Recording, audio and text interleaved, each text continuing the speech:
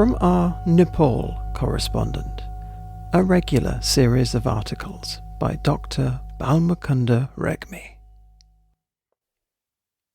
Let our streams breathe. As the monsoon approaches, Kathmanduites are terrified of rains and subsequent swellings of rivers and streams, often resulting in inundation of roads, fields, and homes.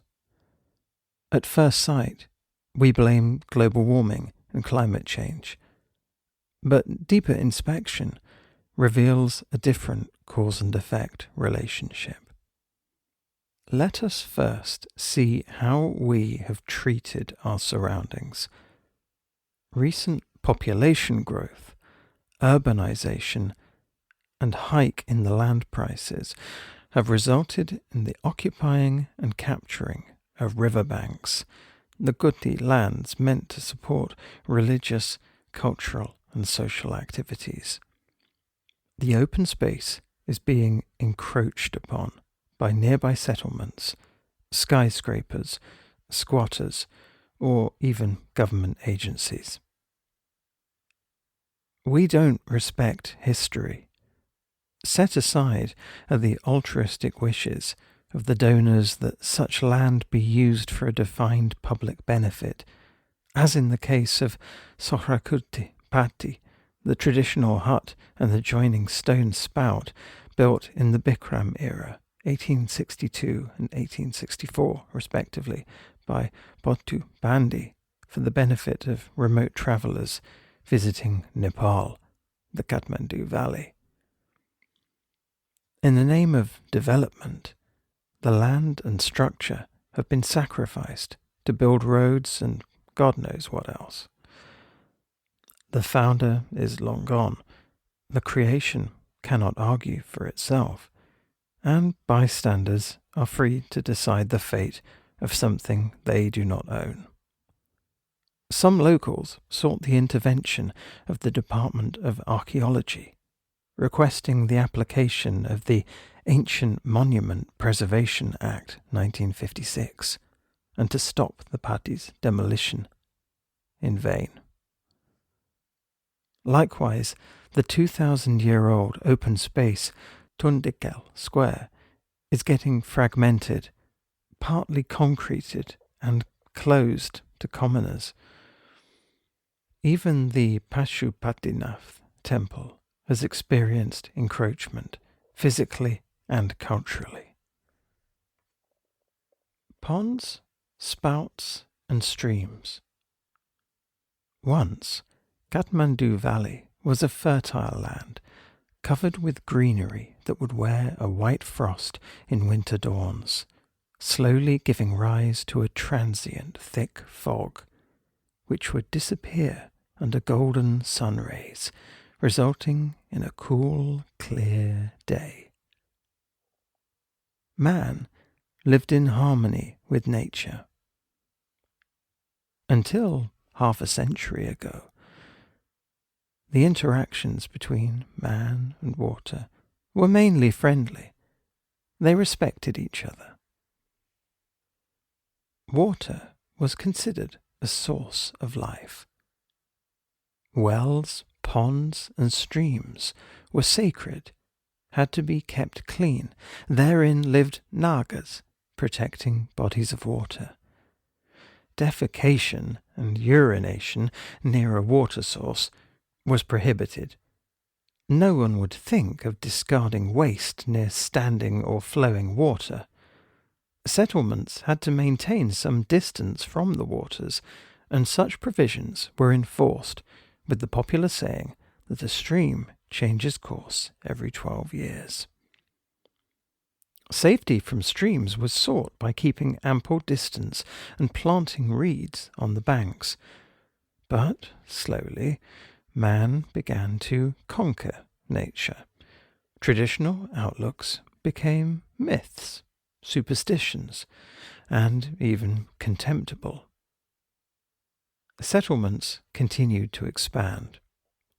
Combined with population growth, Two inventions fueled the valley's water crisis. The invention of cement and subsequent culture of covering courtyards with a waterproof layer gave rainwater less opportunity to moisten the soil and fill the aquifer. The drilling of deep boreholes and installation of pumping machines began to suck a large amount of groundwater. Now the water table is sinking, leaving some spaces void that can collapse any time and sink the city above. This is also a reason for drying out of many traditional springs. If the above-mentioned problems are a byproduct of our endeavour to create a clean and easy life, the following ones are different. We began to harness the streams and rivers with concrete embankments, sometimes snatching significant chunks of traditional territory of the rivers. The big boulders in the banks were split and taken away, pebbles and sand rampantly removed, such activities sometimes being auctioned by government bodies. Inspecting the banks that have grown green in the many years since the last flood, we began to think the river would not swell again. Had we utilised the banks for tree plantation and agriculture, no problem of scale would emerge. Instead, we began to reclaim the land for construction of homes, hospitals, and other structures. It is seen in the sweeping away during early monsoon this year by Melamchi River, a source of Kathmandu Valley drinking water project, of police stations, project camps, and government buildings. Our greed for land has gone to such an extent that some rivulets are simply confined inside large-sized reinforced concrete hewn pipes covered with soil and roads built on top, houses on the previous banks. Others are not covered completely, but harnessed in a way that the stream gets just a few feet of passage and is prevented from flowing sideways by a few meters tall concrete or gabion walls. Nobody tends to their unhappy but serene voices in ordinary years, but some day in a decade they rage. It pours over the nearby hills, and in the city, water forms a flash flood as soon as the first drops of the rain hit the ground. The Hume pipes and Corinth Canal-like passage cannot fulfill the conventional duty the unharnessed Manamati, Hanumanti, Tukucha, and other rivers were carrying out. Clogging of Hume pipes or falling of walls over narrow streams are just excuses to conceal severe underlying causes. Engineering failures are secondary to wisdom failures. The above-mentioned are not the only sort of problems.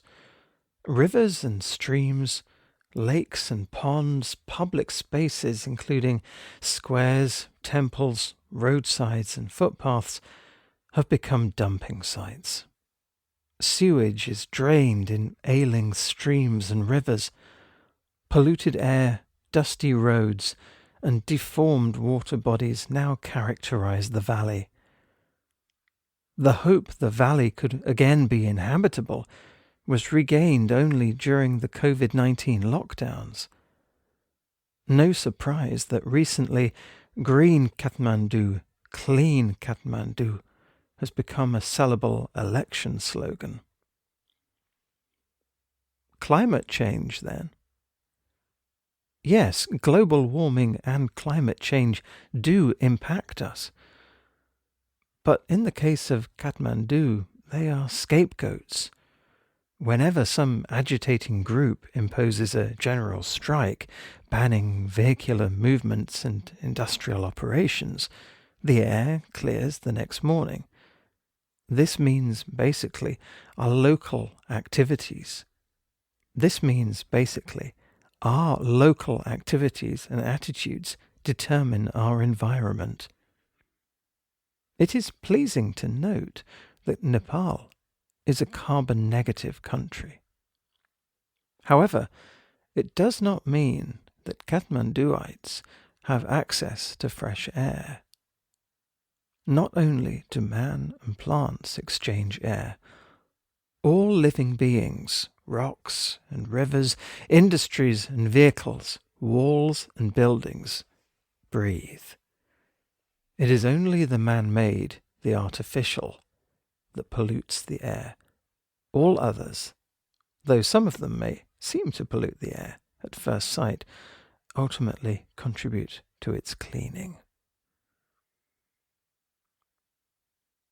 We are paying attention to global warming and cooperating with the international community in minimizing the impact of climate change.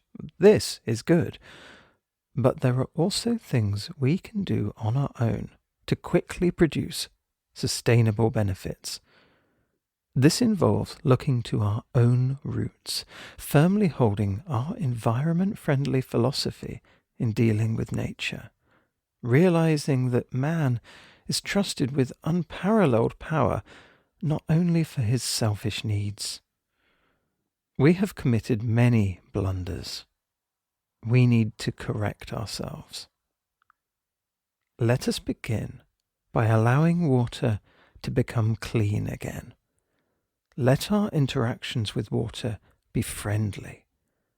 Once we respect the ponds and streams, they will reciprocate. Let the water cycle be restored. Let streams breathe. An important and timely article there, as published in the Annapurna Express, and written by Dr Balmukunda Regmi, Professor of Pharmacy, Tribhuvan University, Kathmandu.